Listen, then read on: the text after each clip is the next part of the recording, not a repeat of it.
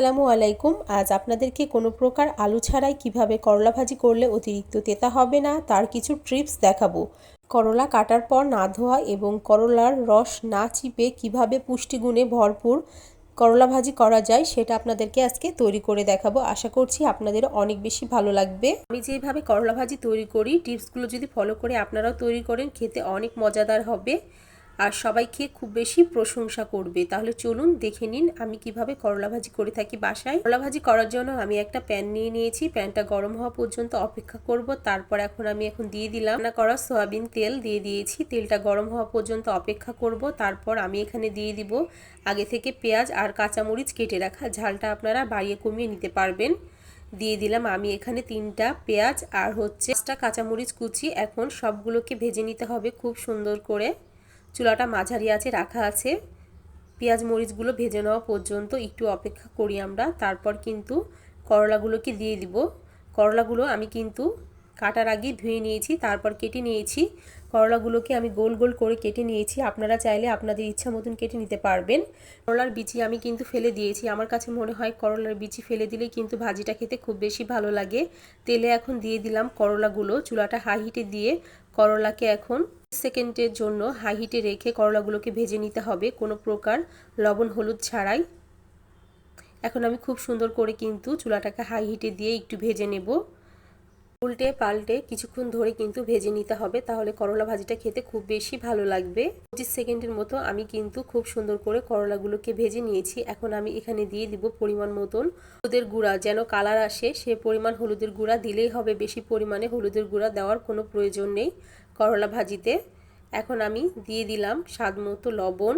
1 চা চামচ লবণ আমি এখানে দিয়ে দিয়েছি আর হলুদের গুঁড়া দিব 1 চা চামচেরও একটু কম। হলুদের গুঁড়াও দিয়ে দিলাম। এখন খুব সুন্দর করে কিন্তু স্প্যাচুলা দিয়ে করলার সঙ্গে মিশিয়ে নিতে হবে হলুদের গুঁড়া আর লবণ।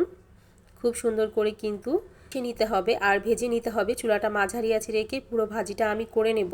করলা ভাজি করার সময় আমি সব সময় কিন্তু করলাটা আগে ধুয়ে নিই, তারপর কেটে নিই, তাহলে তেতা ভাবটা কিন্তু অনেকটা পরিমাণে থাকে না। এই টিপসটা আপনারা ফলো করবেন, দেখবেন করলা ভাজি খেতে অনেক বেশি ভালো লাগবে। সব কিছু একসঙ্গে কিন্তু খুব সুন্দর করে মিশিয়ে নিয়েছি আর অনেক সুন্দর কিন্তু একটা কালারও চলে এসেছে হলুদের গুঁড়ো দেওয়ার কারণে। কিছুক্ষণ পরপর নাড়াচাড়া করে নিতে হবে আর ভেজে নিতে হবে। আমি কিন্তু কোনো প্রকার ঢাকা ছাড়াই আজকে ভাজিটা করব। করলা ভাজি কোনো সময় ঢাকবেন না, তাহলে কিন্তু অনেক তেতা লাগবে খেতে। কিছুক্ষণ পর উল্টে পাল্টে ভেজে নিতে হবে করলাগুলো কেটে নিতে হবে এমন করে, খুব বেশি মোটাও না খুব বেশি পাতলাও না। বেশি পাতলা হয়ে গেলে কিন্তু ভেঙে যাবে আর মোটা হয়ে গেলে সেদ্ধ হতে চাইবে না। যেহেতু আমি ঢাকা ছাড়া করলাটা ভাজি করব সেই জন্য মাঝারিভাবে কেটে নিতে হবে, তাহলে কিন্তু খুব সুন্দর করে কিন্তু করলাগুলো সেদ্ধ হয়ে যাবে আর ভাজিটাও অনেক সুন্দর হবে। সব কিছুরই কিন্তু একটা নিয়ম আছে।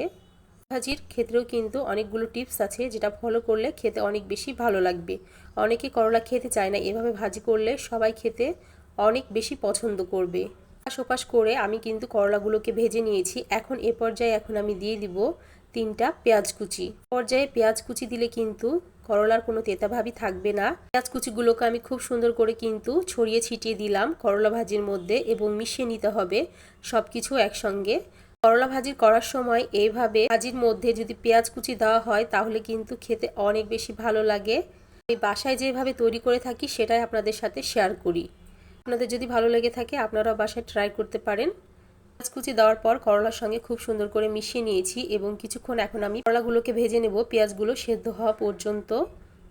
কিছুক্ষণ পর পর নাড়াচাড়া করে নিতে হবে, তাহলে কিন্তু করলা ভাজিটা তৈরি হয়ে যাবে।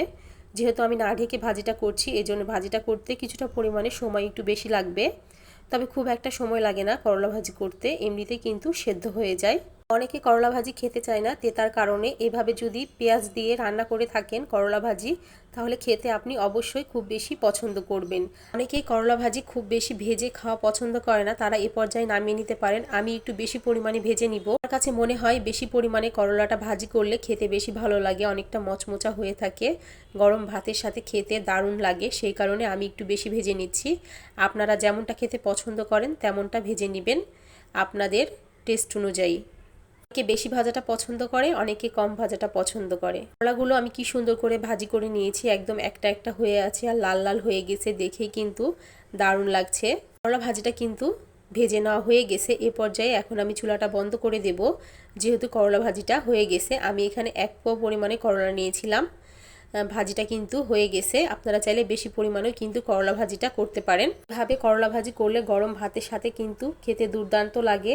রেসিপি যদি আপনাদের ভালো লেগে থাকে অবশ্যই লাইক কমেন্ট শেয়ার করতে কিন্তু ভুলবেন না। সবাই ভালো থাকবেন, সুস্থ থাকবেন। যারা আমার ভিডিও দেখে তাদেরকে অসংখ্য ধন্যবাদ। আসসালামু আলাইকুম, আল্লাহ হাফেজ।